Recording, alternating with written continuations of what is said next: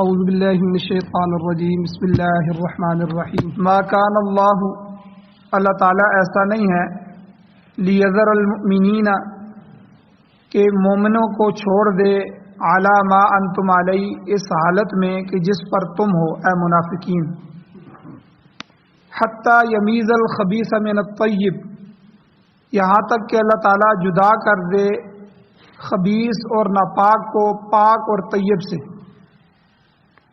وما کان اللہ، اور نہیں اللہ تعالیٰ ایسا ہے کہ لیطلعکم علی الغیب، کہ وہ تم کو غیب پر مطلع کر دے، غیب کی اطلاع تمہیں دے، ایسا بھی اللہ تعالیٰ کے لیے نہیں ہے۔ ولکن اللہ یجتبی من رسلہ من یشاء، لیکن اللہ تعالیٰ چنتا ہے اپنے رسولوں میں سے من یشاء، جسے چاہتا ہے۔ فآمنوا باللہ ورسلہ، پس تم اللہ تعالیٰ پر ایمان لو اور اس کے رسولوں پر ایمان لو۔ وَإِن تُؤْمِنُوا وَتَتَّقُوا، اگر تم ایمان لاؤ گے اور تقوی اختیار کرو گے، بچتے رہو گے، فَلَكُمْ أَجْرٌ عَظِيمٌ، پس تمہارے لیے بہت بڑا اجر ہے۔ سورہ آل عمران کی آیت نمبر 179 آپ کے سامنے تلاوت ہوئی ہے، آپ نے اس کا ترجمہ سماعت فرمایا۔ سب سے پہلے ربط آیات ہیں، ان آیتوں کا پچھلی آیتوں کے ساتھ ربط کیا ہے، تعلق کیا ہے۔ گزشتہ آیتوں میں، پچھلی آیتوں میں اللہ تعالیٰ نے نافرمان لوگوں کی، کافر لوگوں کی مالی آسودگی کو ذکر کیا کہ وہ مالدار ہیں، بظاہر ان پر دنیا کی نعمتیں ہیں، اور دوسری چیز ان کو اللہ کی طرف سے مہلت دینے کا اللہ نے تذکرہ فرمایا کہ اللہ نے ان کو ڈیل دے رکھی ہے۔ اور اللہ کریم نے فرمایا کہ دیکھو، اگر ایسے لوگوں کو دنیا کی نعمتیں مل جائیں، گاڑیاں، بنگلے، کوٹھیاں، مال، دولت، لمبی عمر، تو یہ مل جائے اور وہ کفر، شرک اور برائی کا بھی ارتکاب کرتے رہیں، اس کے ساتھ ساتھ وہ اللہ کے دشمن بھی رہیں، تو اس کا یہ مطلب نہیں ہے کہ وہ اللہ کے محبوب بن گئے، بلکہ بسا اوقات اللہ تعالیٰ ان کو مہلت دیتا ہے، اور مہلت اس لیے دیتا ہے تاکہ وہ معصیت میں اور گناہوں میں دور تک جاتے رہیں، اور پھر اس کی انتہا کیا ہوگی، نتیجہ کیا ہوگا کہ آخر میں ان کو عذاب مہین کا شکار کر دیا جائے گا، ذلت کے عذاب میں مبتلا کیا جائے گا۔ تو اس لیے ہمارے لوگ کئی دفعہ کہہ دیتے ہیں کہ دیکھو یار، کہ وہ اللہ کے دشمن ہیں، وہ کافر ہیں، اور ان کے پاس اتنی نعمتیں ہیں، اتنی دنیا ہے اور ہر چیز ہے، اور ہمارے پاس، ہم مسلمان ہیں پھر بھی کچھ نہیں ہے۔ اس کی کئی وجوہات ہیں۔ تو ایک وجہ یہ بھی ہے کہ ان کے پاس صرف دنیا ہی دنیا ہے، کافر جو ہے اس کو صرف اس کی دنیا میں جو حصہ ہے اس کو وہ ملے گا، آخرت میں اس کا کوئی حصہ نہیں۔ اور یہ تو کافر جو ہے 50 60 70 80 90 100 سال کی زندگی گزار کے چلا جائے گا، لیکن جب قیامت والے دن جو ہے وہ نہ ختم ہونے والی زندگی جب اس کے سامنے آئے گی تو وہ ہمیشہ ہمیشہ جہنم کے آگ میں ہوگا، اس کے لیے نکلنے کے چانس ہی نہیں ہے، کبھی نکل ہی نہیں سکے گا، اور وہ اللہ کے جو ہے دردناک اور ذلت والے عذاب کا شکار ہوگا۔ اس لیے ان کو دیکھ کر یہ گمان کرنا کہ شاید وہ اللہ کے پسندیدہ ہیں یا اللہ کے محبوب ہیں، ایسی بات نہیں۔ اس لیے امریکہ، یورپ اور دوسرے مالدار کافر جو ہیں ان کی طرف اس نظر سے دیکھنا، دنیا کو اللہ نے کبھی عزیز سمجھا ہی نہیں، دنیا کو کبھی اللہ نے محبت کی نگاہ سے دیکھا ہی نہیں۔ جب سے دنیا بنی ہے اللہ تعالیٰ نے، بلکہ حضور نے وضاحت کے ساتھ حدیث مبارکہ میں فرمایا، الدنیا ملعونہ وملعونۃ ما فیہا، کہ دنیا لعنت کی گئی ہے، یعنی اس کو اللہ نے رحمت میں نہیں رکھا، یہ کوئی اچھی چیز نہیں ہے کہ جس کا حاصل کرنا کوئی اللہ کے محبوب ہونے کی نشانی ہو۔ اور اس کے برعکس اللہ تعالیٰ کے ایمان والے بندے، ان کے متعلق اللہ نے فرمایا کہ اگر انہیں کسی وقت کوئی تکلیف آ جائے، ٹھیک ہے، وہ مصیبت کا شکار ہو جائے، تو اس کا یہ مطلب نہیں ہے کہ وہ اللہ کے مقبول بندے نہیں رہے، بلکہ اللہ تعالیٰ کی نگاہ میں ان کی بڑی قدر و منزلت ہے، اور جو وقتی تکلیف ان کے لیے ہے وہ امتحان ہے، وہ ان کے لیے آزمائش ہوتی ہے۔ جیسے بے شمار نبیوں کے واقعات، بے شمار ولیوں کے واقعات، اور علماء کا آپ معاشرے میں دیکھ لیں، علماء کے پاس جو ہے بہت کم جو ہے دنیا اللہ تعالیٰ دیتے ہیں. دنیا دے کے بھی اللہ آزماتے ہیں.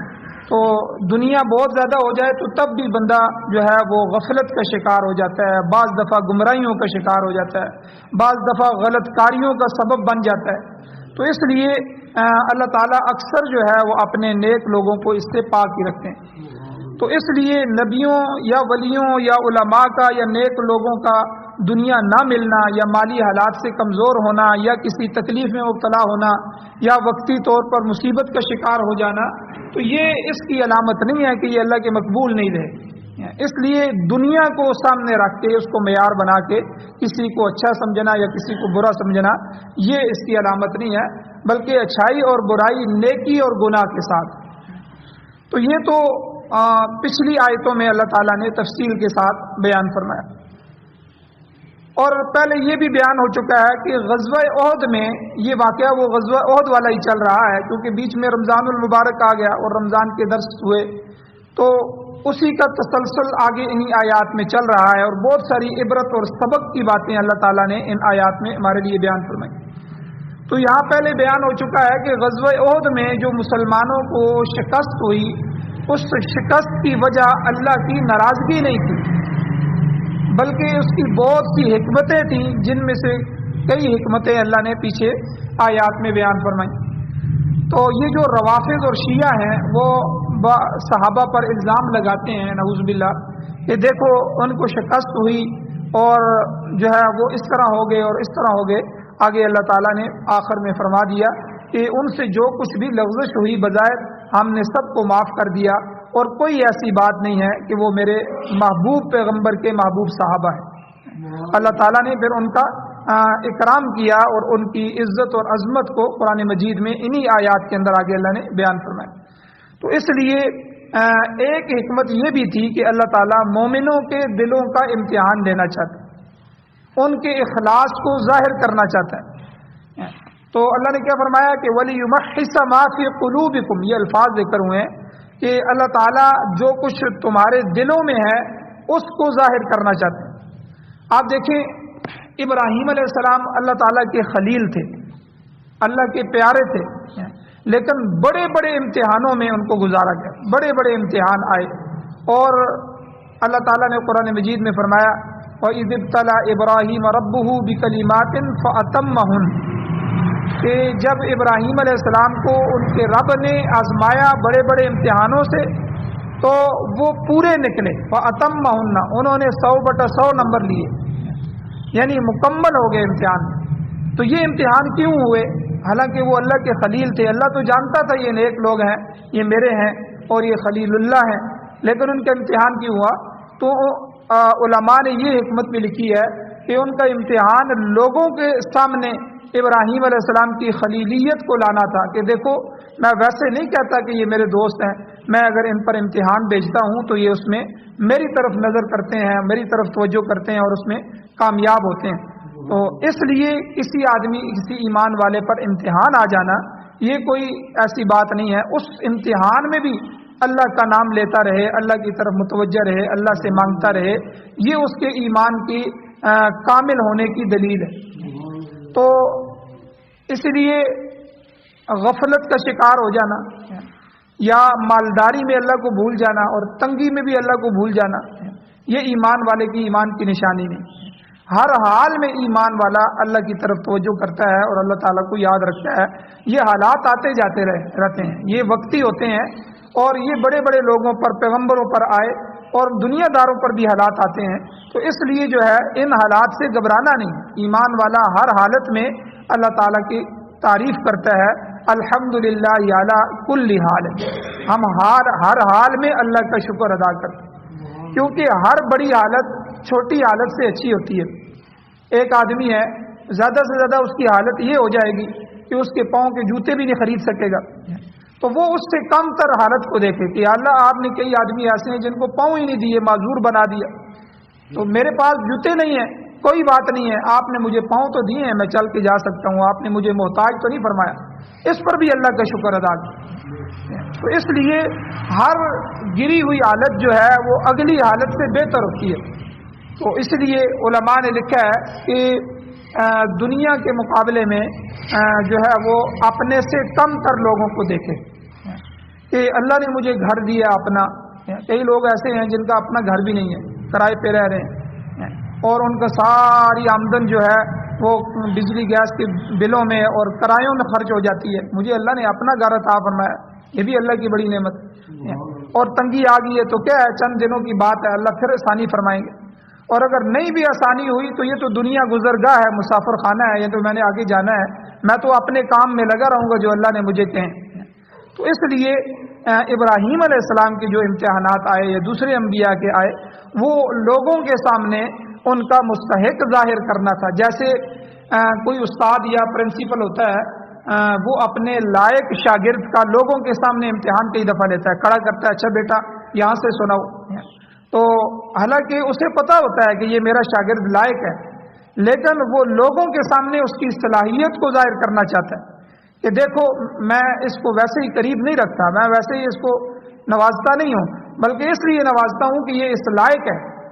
تو اس لیے اللہ تعالیٰ نے یہاں ایمان والوں پر جو وقتی امتحان بھیجے, اور غزوہ احد میں تھوڑی سی شکست کی سی شکل پیش آئی, تو اللہ تعالیٰ نے اس کی حکمت کو بھی بیان فرمایا. وَلِيُمَحِّصَ مَا فِي قُلُوبِكُمْ, اللہ تعالیٰ تمہارے جو ہے وہ دلوں کو ظاہر کرنا چاہتا ہے. جس طرح تم اے صحابہ میرے نبی کے لیے دل سے مخلص ہو, اللہ تمہارے اس اخلاص کو لوگوں کے سامنے لانا چاہتا ہے.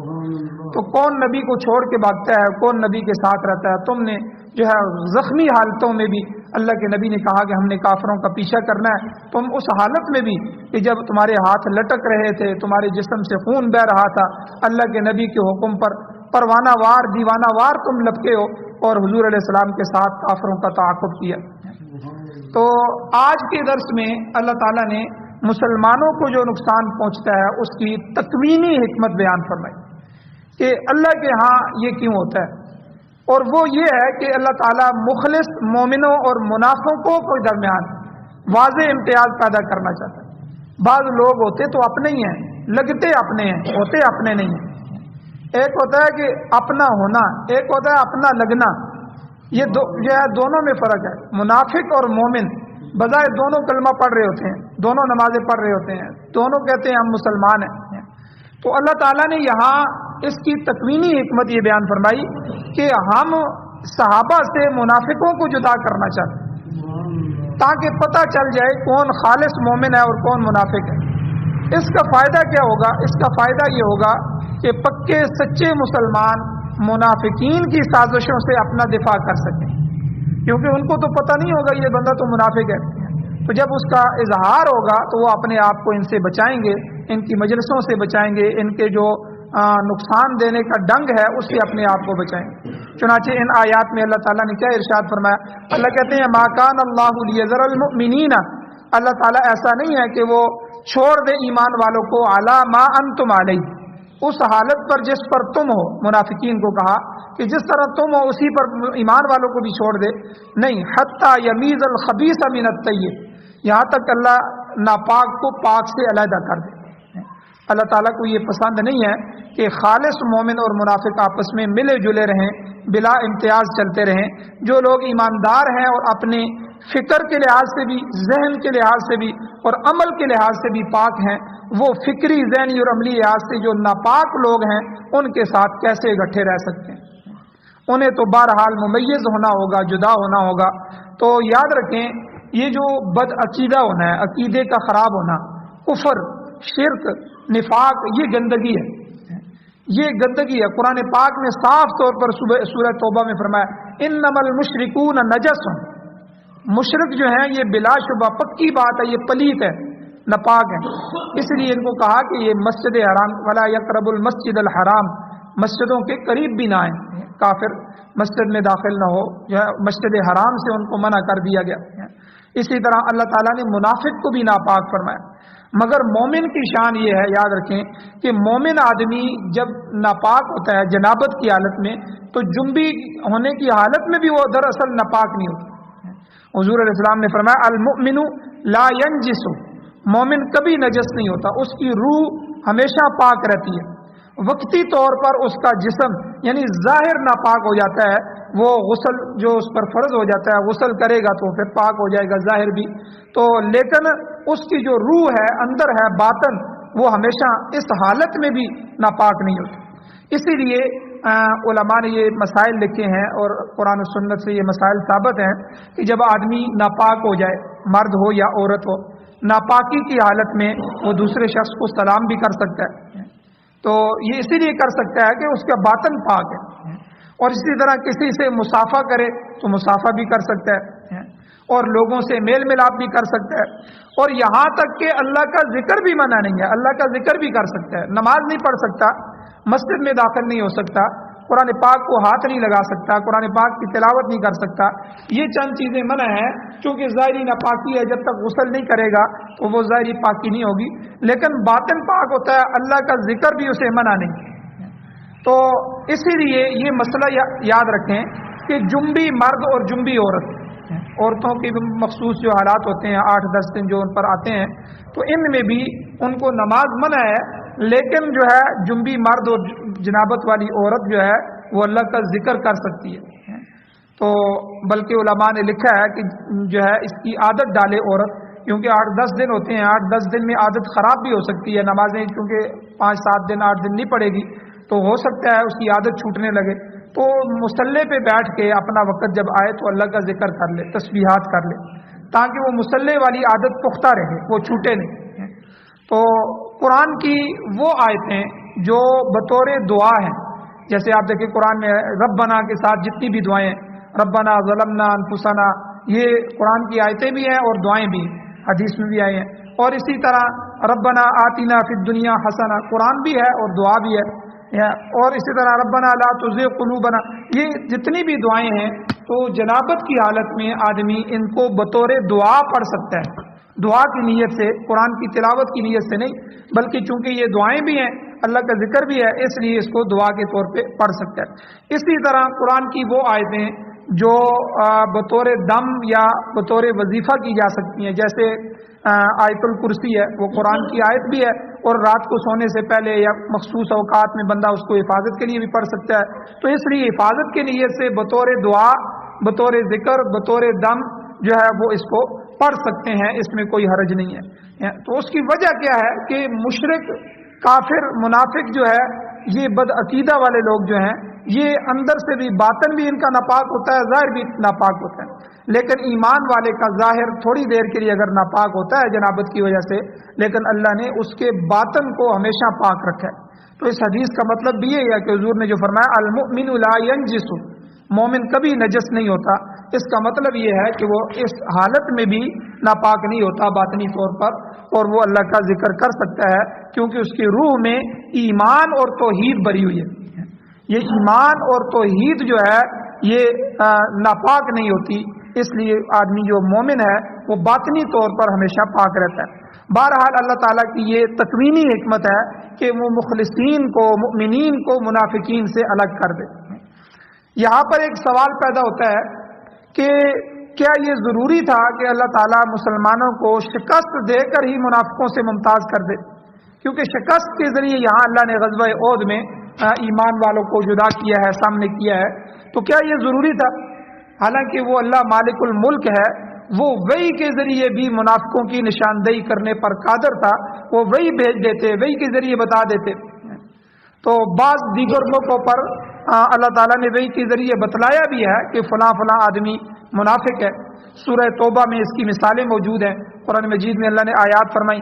اللہ کہتے ہیں اولا یرون انہم یفتنون فی کل عام مرۃ او مرتین، کیا وہ دیکھتے نہیں ہیں منافق کہ ان کو سال میں ایک مرتبہ یا 2 مرتبہ ضرور ان کو آزمایا جاتا ہے، ان کی رسوائی اور ذلت ہوتی ہے، کوئی نہ کوئی کام بدبخت ایسا کرتے ہیں، اللہ تعالیٰ قرآن میں وہی بنا کے نازل کر دیتے ہیں اور وہاں ان کی ذلت ہوتی ہے.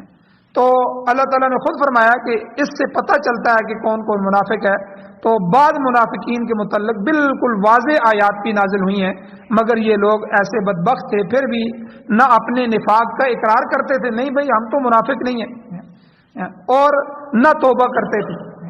تو قرآن کو شروع کرتے ہوئے اللہ تعالیٰ نے جو 3 طبقے بیان فرمائے، ایمان والے اور کافر اور منافق، تو اس میں بھی یہی کہا کہ جب ان کو کہا جاتا تھا وَإِذَا قِيلَ لَهُمْ لَا تُفْسِدُوا فِي الْأَرْضِ، کیوں ایسی باتیں کرتے ہو، کیوں ایسا عمل کرتے ہو جس سے اسلام بدنام ہوتا ہے، اور جس سے تم چونکہ حضور کے ساتھی ہو، ایسا کرو گے تو وہ کہیں گے مسلمان ایسے ہیں۔ یہودی پھر اعتراض اٹھاتے ہیں تو ایسا کیوں کرتے ہو؟ تو کہتے ہیں جی ہم کب کرتے ہیں؟ کہتے ہیں اذا قیل لهم لا تفسدوا فی الارض قالوا انما نحن مصلحون، تو فوراً کہتے ہیں ہم تو اصلاح کرنے والے ہیں، بھئی ہم کو سیدھی بات کرتے ہیں تو تم خفا ہو جاتے ہو، حالانکہ الٹا عمل کرتے ہیں، الٹی بات کرتے ہیں، پیغمبر کی بات کو مانتے نہیں ہیں، تو اوپر سے جو ہے تو اللہ نے فرمایا کہ یہ ہر سال میں 1 مرتبہ یا 2 مرتبہ جو ہے ان کو ذلیل کیا جاتا ہے، پھر بھی نہ یہ اقرار کرتے ہیں اپنی منافقت کا، نہ توبہ کرتے ہیں۔ تو یہاں پر سوال یہ پیدا تھا، جو میں نے سوال اٹھایا کہ اگر اللہ وحی کے ذریعے بتا دیتا تو تب بھی تو شکست لازمی تھی کہ شکست دے کر آزمایا جائے۔ بعض دفعہ کسی وقت کسی قائد اور لیڈر کے جو ورکر ہوتے ہیں ان کے جو ہے شکست ہو جاتی ہے، پھر پتہ چلتا ہے کہ یہ اس کا ساتھ دینے والے ہیں یا لوٹے ہیں، آج کل کے معاشرے کی اصطلاح میں، تو یعنی اور شرعی اصطلاح میں اس کو منافق کہتے ہیں کہ اچھی حالت میں تو ساتھ رہے اور جب برے حالات آئیں تو چھوڑ کے چلا جائے، تو یہ دوست کی نشانی نہیں ہے، یہ اخلاص اور مخلص ہونے کی نشانی نہیں۔ تو اس کے جواب میں اللہ تعالیٰ نے فرمایا کہ اگر غزوہ احد کے موقع پر ان کو صرف وحی کے ذریعے علیحدہ کیا جاتا تو یہ لوگ اعتراض کر سکتے تھے کہ دیکھو جی ہم تو پکے اور سچے مسلمان ہیں، ہمیں کیوں جدا کیا گیا، مگر اللہ تعالیٰ نے وحی کے بجائے مومنوں کو بالفعل مشاہدہ کرا دیا کہ دیکھ لو یہ لوگ منافق۔ اب دیکھیں ان میں سے جب غزوہ احد میں حضور نے رائے لی شروع میں کہ بھئی ہمیں یہاں مدینہ میں رہ کے لڑنا چاہیے یا باہر نکل کے لڑنا چاہیے، تو اس میں جب حضور کا یہ فیصلہ ہو گیا کہ ہمیں باہر جانا چاہیے، ہم احد کے میدان میں لڑیں گے، تو عبداللہ ابن ابی جو منافق تھا اور تقریباً 300 کے قریب لوگوں کو ورغلایا اور ان میں پروپیگنڈا کیا، تو 300 کے قریب تو راستے میں سے ہی جدا ہو گئے، 1000 میں سے 300 کے قریب، تو وہ عبداللہ ابن ابی کی معیت اور اس کے ساتھ واپس چلے گئے، اور جو جنگ میں شریک ہوئے مجبوری میں تو انہوں نے بھی بزدلی کی بعد ایسی باتیں کی جو پیچھے ذکر ہو گئی ہیں، ان کا نفاق ظاہر ہو گیا۔ تو بہرحال اللہ تعالیٰ نے فرمایا کہ اب چونکہ شکست کے ساتھ ان کو آزمایا گیا ہے، صحیح جو صحابہ کرام تھے وہ حضور کے ساتھ تھے، شروع سے ساتھ تھے، زخمی حالت میں بھی ساتھ تھے، تکلیف میں بھی ساتھ تھے، اور انہوں نے وعدہ کیا اور قسمیں اٹھائیں کہ حضور ہر حالت میں آپ کے ساتھ ہوں گے، یہاں تک کہ جدھر ہم کو لے کے جائیں گے ہم آپ کے ساتھ جائیں گے، اور ہماری جان، ہمارا مال، ہماری عزت اور آبرو یہ آپ پر قربان ہے۔ تو اس لیے اللہ تعالیٰ نے جب ان کا نفاق ظاہر ہو گیا تو اب یہ عذر نہیں کر سکتے کہ دیکھو ہم ایمان والے تھے، ہمیں منافق کہا گیا۔ تو بہرحال اللہ تعالیٰ نے ان آیات میں ایک چیز جو یہ بیان فرمائی، دوسری چیز اللہ تعالیٰ نے غیب کی خبروں کے بارے میں کہ تم میں سے کوئی ایسی بات نہیں ہے کہ اللہ تعالیٰ تمہیں غیب سے مطلع کرے، تمہیں اپنے غیب کی چیزیں بتائے، اس کے لیے اللہ نے پیغمبر رکھے ہیں، اپنے رسولوں میں سے اللہ تعالیٰ کسی کو چنتا ہے اور وحی کے ذریعے اللہ تعالیٰ پوشیدہ خبروں کو، مخفی خبروں کو جو عام بندوں کو نہیں پتہ ہوتی، اللہ تعالیٰ ان کو پہنچاتے ہیں اور ان کے ذریعے آگے امت کی اصلاح کی جاتی ہے۔ اب یہ غیب ہے کیا، اس کا مفہوم کیا ہے؟ اور یاد رکھیں غیب جو ہے یہ خاصہ خداوندی ہے، یہ اللہ تعالیٰ کے ساتھ خاص ہے، کسی مخلوق کے ساتھ نہیں ہے۔ یہ جو انبیاء کو دیا جاتا ہے یہ انباء الغیب ہوتی ہیں، غیب نہیں ہوتا۔ اس کی مکمل تشریح انشاءاللہ کل کے درس میں کی جائے گی۔ اللہ تعالیٰ سے دعا ہے اللہ ہمیں عمل کی توفیق عطا فرمائے، آمین۔ الحمدللہ رب العالمین والعاقبۃ للمتقین والصلاۃ والسلام علی رسولہ النبی الامی الکریم۔ اللہم ربنا، یا اللہ ہماری کمیوں کوتاہیوں کو معاف فرمائیے، درگزر فرمائیے، یا اللہ قرآن و سنت سے محبت نصیب فرمائیے، قرآن و سنت کو پڑھنے، پڑھانے، سننے، سنانے، سمجھانے، سمجھنے، یا اللہ اور اس پر عمل کرنے کی توفیق عطا فرمائیے۔ یا اللہ قرآن و سنت کو پورے پاکستان سمیت پوری دنیا میں غالب فرمائیے، غلبہ عطا فرمائیے، اور ہمیں اس کے لیے محنت کوشش کرنے کی توفیق نصیب فرمائیے۔ یا اللہ اپنی رحمتیں اور برکتیں ہم پر نازل فرمائیے، اپنی طرف سے یا اللہ ہر شر جو ہے اس سے حفاظت فرمائیے۔ یا اللہ نبی الاسلام کی ہر دعا میں ہمارا حصہ فرمائیے، یا اللہ بیماروں کو شفا عطا فرمائیے، یا اللہ ہماری دعاؤں کو محض اپنے فضل و کرم سے قبول فرمائی. صلی اللہ تعالی علی خیر خلقہ محمد و آلہ و صحبہ اجمعین برحمتک یا ارحم الراحمین.